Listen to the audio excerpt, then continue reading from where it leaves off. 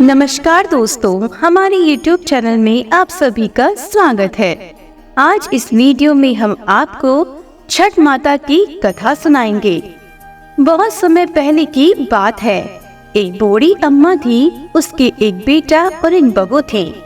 बूढ़ी अम्मा छठ माता की बहुत बड़ी भक्त थी।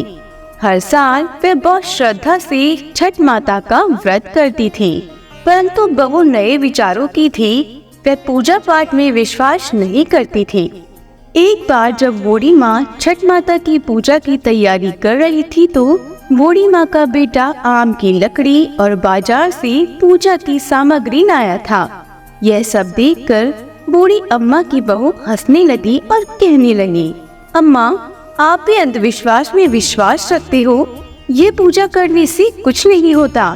तब बूढ़ी माँ ने उसके वचनों का कोई भी जवाब नहीं दिया और अपनी पूजा की तैयारी करती रही। छठ पूजा करने को बूढ़ी माँ तैयार हो गई, परंतु बहू तैयार नहीं हुई और बोली, आप 3 दिन तक भूखे रहोगे तो आपके ऊपर मुसीबत आ जाएगी। नई बहू की बातें सुनकर बूढ़ी माँ मुस्कुराने लगी और कहने लगी, शादी के बाद मेरी संतान नहीं हो रही थी, तो छठ पूजा के प्रभाव से ही छठ माता ने मुझे बेटा प्रदान किया। और तुझे पता है ये अंधविश्वास नहीं है, माता का कण कण में निवास है। मेरी बात मान ले तो भी मेरे साथ छठ माता की पूजा कर, तेरी भी गोद छठ माता जरूर भरेगी। पर बहू ने किसी की नहीं सुनी। वह सासू माँ से बोली, मुझे कौन सा दुख है, सुंदर पति मिला है, जीवन में हर सुख मिला है, दिन रात मस्त रहती हूँ, पूरे गांव में मुझसे अच्छा कोई नहीं, तो मैं पूजा और व्रत क्यों करूँ? वह नहीं समझी। वह नास्तिक थी और छठ माता की बुराई करती जा रही थी। इतने में उसका पति वहाँ आया। उसने उसे समझाने की कोशिश की। उसने कहा, ठीक है, तुम्हें पूजा पाठ नहीं करनी तो मत करो, लेकिन मेरी माँ से झगड़ा मत कर और जाकर तैयार हो जाओ, छठ माता के घाट पर जाना है। बहू बिना रुचि के उनके साथ घाट पर जाती है, लेकिन पूजा करने की बजाय वह मेला घूमने चली जाती है। कुछ देर बाद उसका पति उसे वहां ना पाकर उसे ढूंढने लगता है तो वह हलवाई के पास स्वादिष्ट पकवान खाती हुई दिखाई देती है। पति कहता है, अरे तुम यहाँ आई हो तो कुछ देर माँ के साथ बैठ जाओ। पत्नी झुंझलाकर बोली, मैं पूजा पाठ में नहीं बैठने वाली हूँ, मैं तो घूमूंगी, आप ही करो ये पूजा पाठ।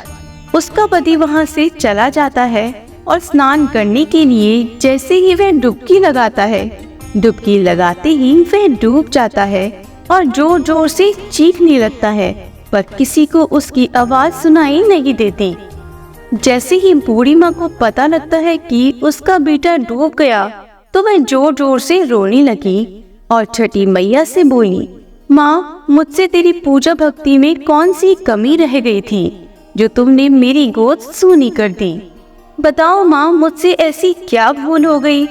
हम तो घाट पर तुम्हारी पूजा करने आए थे, लेकिन तुमने तो हमारी दुनिया ही उजाड़ दी। माँ, यदि मुझसे जाने अनजाने में कोई भूल हुई हो तो उसकी सजा मेरे बेटे को मत दो। ऐसा कहकर वह जोर जोर से वापस रोने लगी। उधर मेले में शोर मच गया कि बाहर कोई एक व्यक्ति डूब गया है।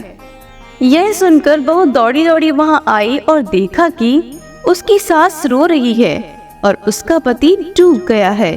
तब यह देखकर उसे भी सदमा लग जाता है और जोर जोर से रोते चीखते हुए अपनी सास से कहती हैं, मैंने पहले ही कहा था कि इस पूजा पाठ के चक्कर में मत पड़ो, यह सब अंधविश्वास है। और देखो, आज इसी पूजा पाठ के चक्कर में मेरा पति मुझसे दूर चला गया। यह घटना देखकर सभी लोग अपने मन में छठी माता को पुकारते हैं और कहते हैं, हे माँ, बूढ़ी अम्मा की पुकार सुन लो। छठी मैया तो है ही दयालु, माता कभी अपने भक्तों को निराश नहीं करती। बूढ़ी अम्मा अपनी बहू की बात सुनकर अपने प्राण देने के लिए नदी की तरफ जाती है। जैसे ही वह नदी में जाने लगी, एक लहर जोर से आती है और उसका बेटा उस लहर के साथ वापस आ जाता है। यह देखकर घाट पर खड़े सभी लोगों की आंखें खुली की खुली रह जाती है। बूढ़ी अम्मा खुशी से रोने लगती है। बहू भी खुशी के मारे जोर जोर से रोने लगती है। इतने में तेज गर्जना के साथ छठी माता प्रकट होती है और कहती है, मैं कभी अपने बच्चों का अहित नहीं करती। मैंने तुम्हारी आंखों से अज्ञान का पर्दा हटाने के लिए तुम्हारे पति को पानी में डुबोया। मैं सदैव अपने भक्तों की रक्षा करती हूँ। इस कलयुग में जो भक्त मेरी पूजा करता है, मैं उसकी मनोकामना सदैव पूर्ण करती हूँ। यह कहकर माता अंतर्ध्यान हो गई और घाट पर उपस्थित सभी लोग छठी माता की जय जयकार करने लगी। हे छठी मैया, जैसे आपने उस माँ पर अपनी कृपा बनाए रखी, वैसे सभी पर बनाए रखना। सभी की मनोकामना पूर्ण करना। बोलो छठी मैया की जय हो। हमारे वीडियो में अंत तक बने रहने के लिए आपका बहुत बहुत धन्यवाद। अगर आपको हमारा ये वीडियो पसंद आया हो तो हमारे चैनल को लाइक, शेयर एंड सब्सक्राइब जरूर करें। धन्यवाद।